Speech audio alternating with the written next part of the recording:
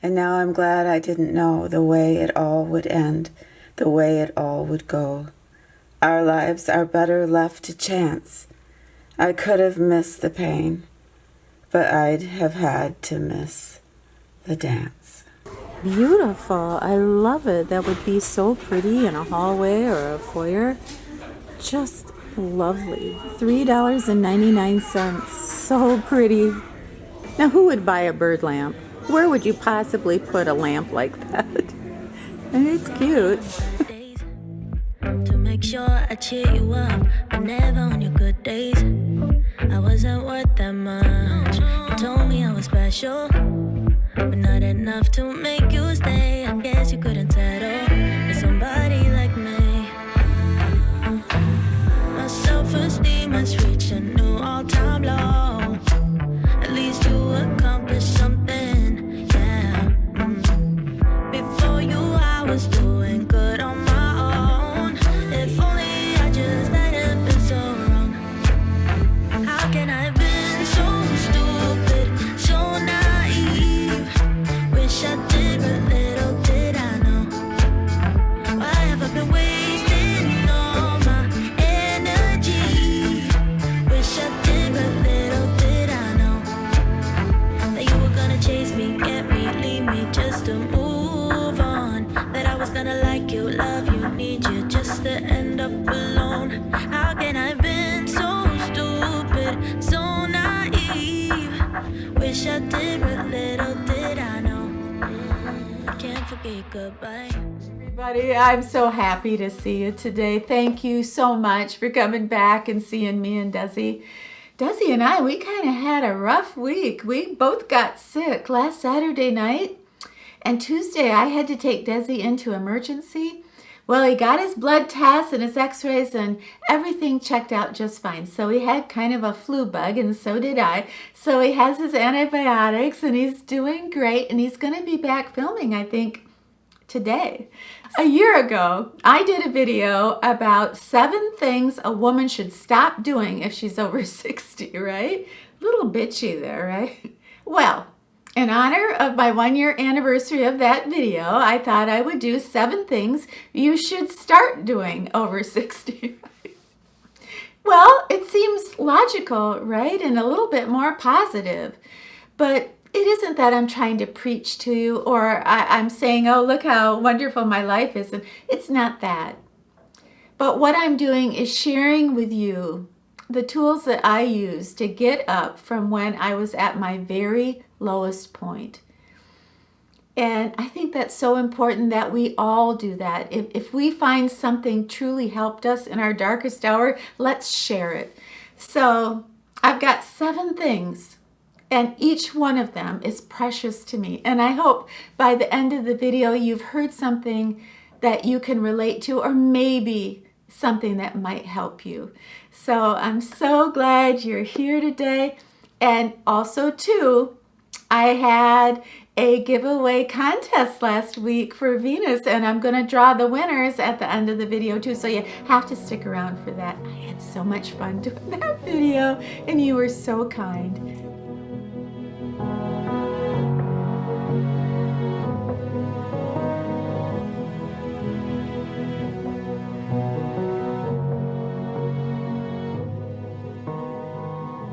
As a woman over 65, I am tired and I am weary of trying to find a solution to a problem that does not exist.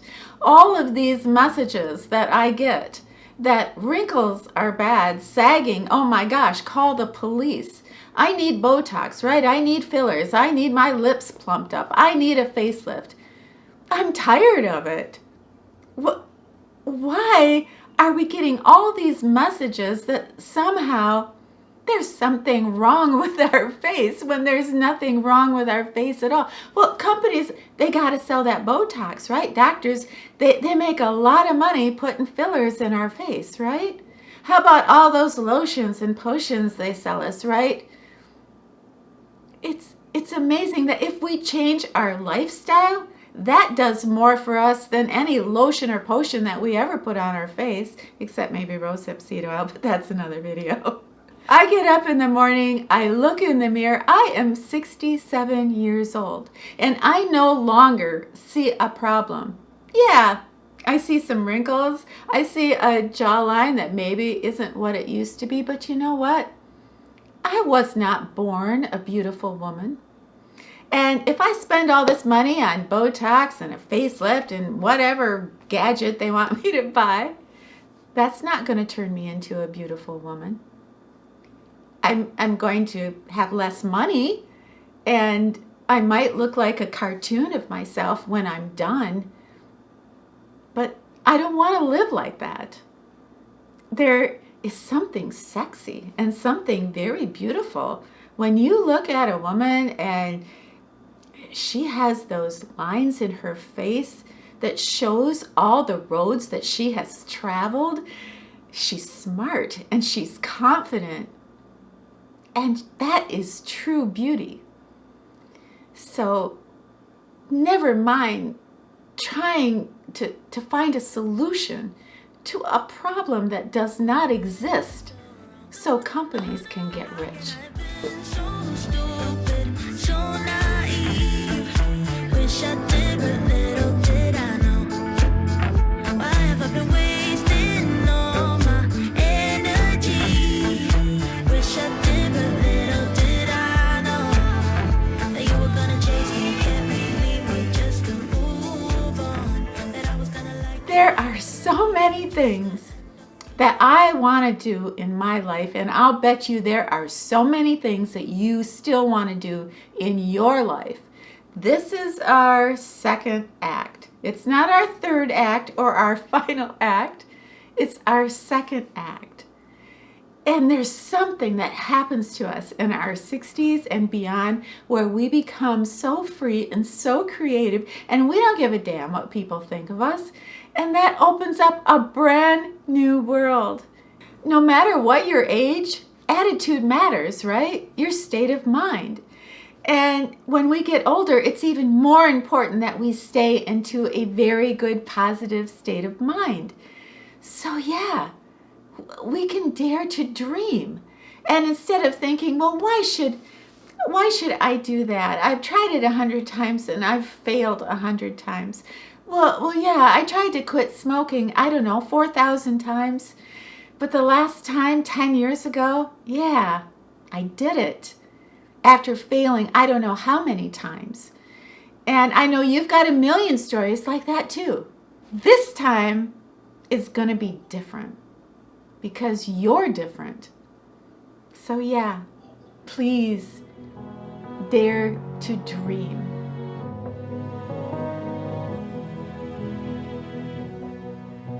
Ever since I was a kid, I heard the saying, well, mind your own business. Pretty good advice, right? When you're going through life, except when you're over 60. And I think that's the worst advice anybody could give you. Stop minding your own business. Start getting out of your own head. Stop getting in your own way. Step outside the circle of yourself. That is the true way to find happiness and less anxiety in your life, according to me. A year and a half ago, I moved into this larger apartment. I had been in a very cute little tiny one-bedroom apartment around women my age, and it was very protected.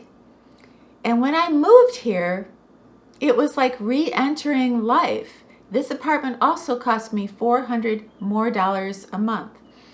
When I moved here, I started to not feel well. I was having some health problems. And then I started to worry about money. Could I work? Could I make enough money to afford this apartment? Could I fill it up? Well, all that anxiety started to snowball. So then I'm worrying about, is my car gonna break down? How's my health? But one day I started reading this biography on Eleanor Roosevelt and how she used to put a lock on her door. And I became obsessed with that. I became obsessed with everything about her life. And I realized after about a week of that, me and Eleanor, I had not once had anxiety. I had not once felt like I was having a nervous breakdown whether I was going to be able to make enough money to pay my rent. In not thinking about myself, by taking myself out of this small circle of my life, I was free. And that snowballed. Then I started getting interested in all kinds of other things. And it was like a brand new world. And then I began to sort of train myself when I felt myself slipping back maybe and becoming very obsessed with my own self, my own problems, my own words. I would just drift off. A certain movie, a certain book, a certain song would transport me into a different world outside of myself. We're like everyone else, we have our ups and downs. It is not just one mistake that made you think about what life can be like without me in it. I still thought it'd be you and I until we die, but I'll give you the space so you can figure this out.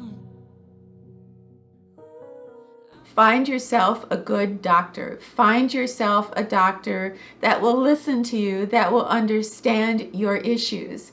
I mean, women have a hard enough time trying to get doctors to try to understand how we are feeling and how we express how we feel. But as we get older, it gets much harder. At least it did for me. I could walk into my doctor's office with a bullet wound and he would look at it and say, well, just put a Band-Aid on it and call me tomorrow. I mean, it was that bad. And finally, I got fed up. I mean, for a while I thought, well, maybe I truly am a hypochondriac. But no, he missed things. He missed things because he looked at me as an aging woman who was hysterical.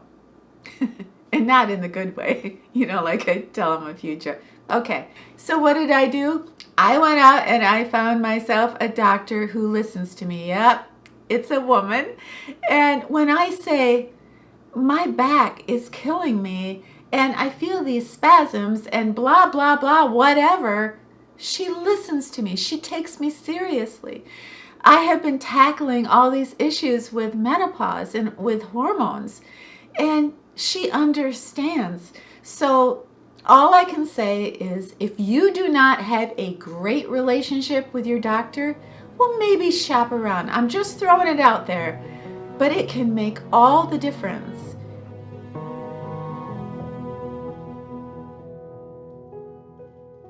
One day I realized that I had to come to terms with the fact that I am dealing with grief. And once I did that, I found some closure. I found some ways to replace some of those hurtful feelings that I held inside that I honestly didn't know I was dragging around. And the grief that I'm talking about is unique to all of us. People who are grieving, we speak a special language, don't we? I think that's why so many of us here have been touched by the death of a loved one.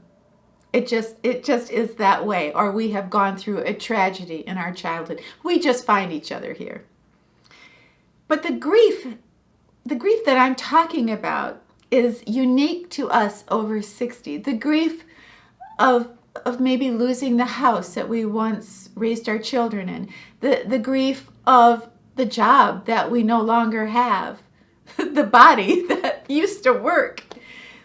There's so many things that perhaps we miss. And there is a grief to that. Maybe we miss a child we lost, a spouse we lost, and our mother, our fathers. Most of them are gone by this time. So we have this thing that we carry with us, this grief. And in life, we move forward, right?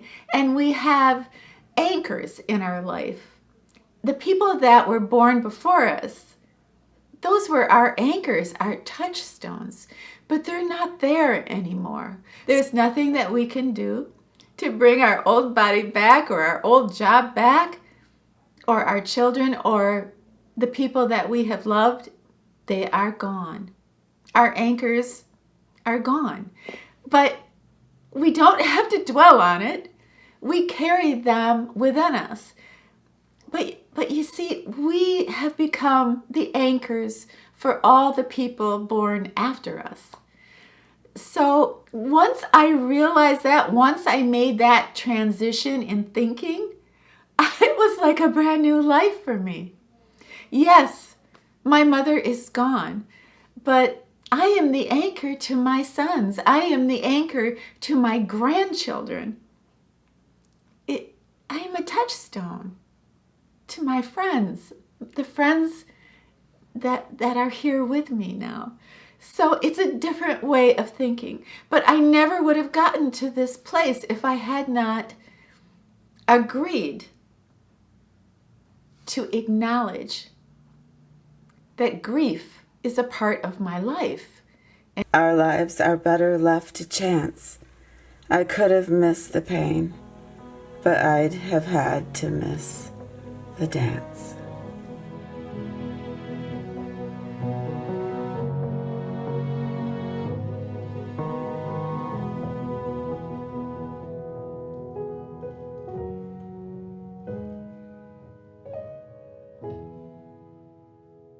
I know this is not unique, but you have to exercise. I do the lazy woman's exercise. I dance for 15 minutes and I walk for 15 minutes. And sometimes I do 2 15-minute walks a day. And they have proven that if you exercise just 15 minutes a day, every day, and you start in your 60s, even if you haven't exercised at all, that can add 7 more years to your life.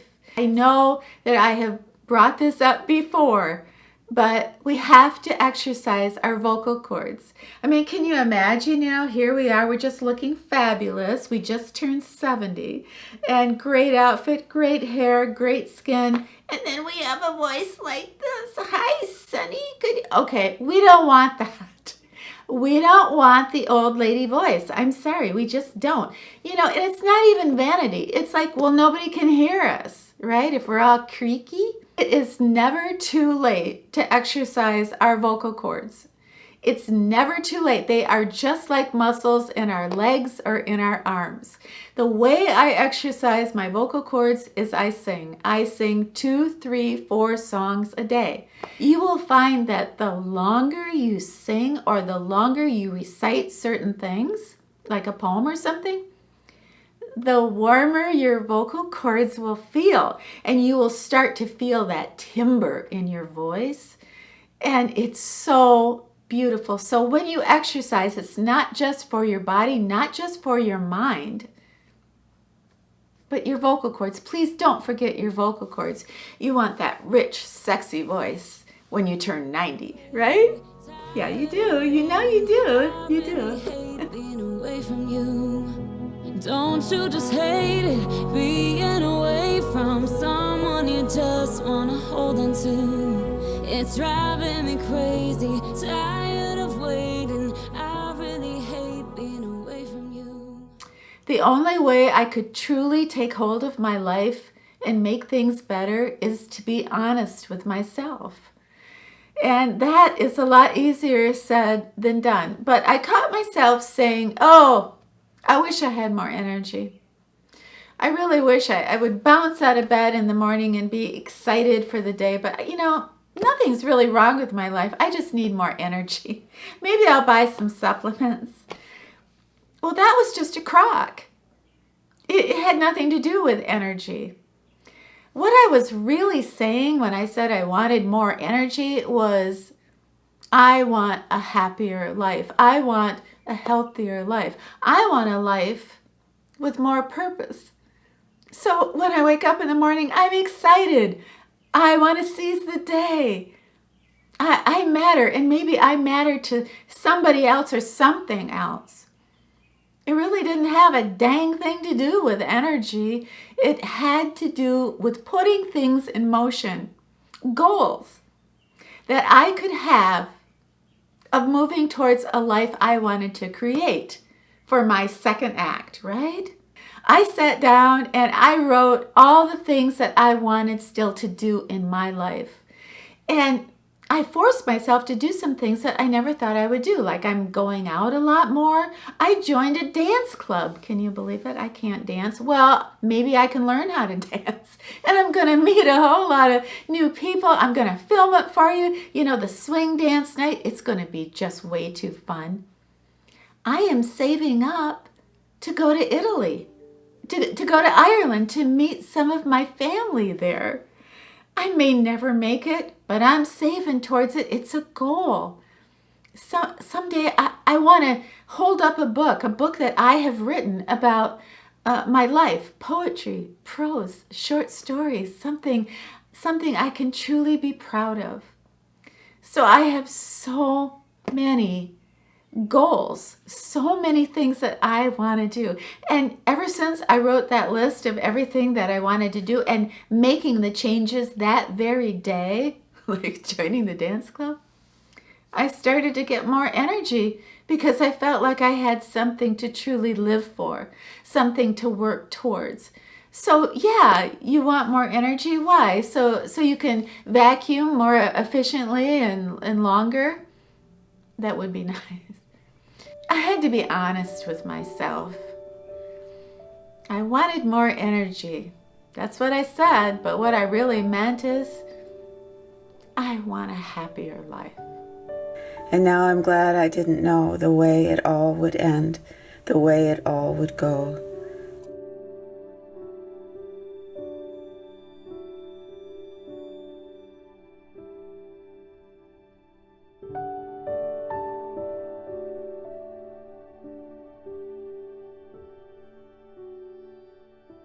We got the bird laugh. Of course we did. Are you ready to draw some winners for the Venus giveaway? I know I am. So congratulations to all the winners, and we will see you in about 6 weeks for the next giveaway, and it's going to be pretty gosh darn sassy.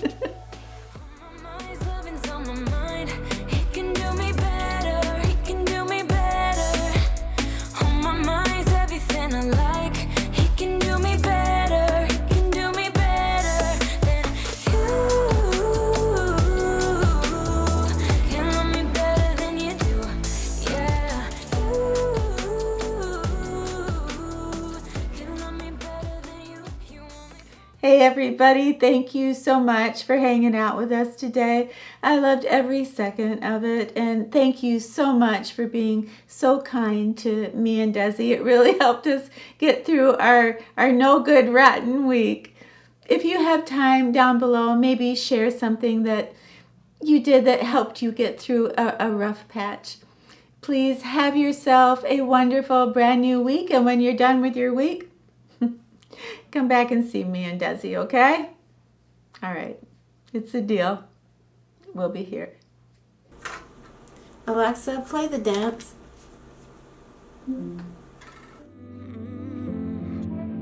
call me on your bad days to make sure I cheer you up, but never on your good days.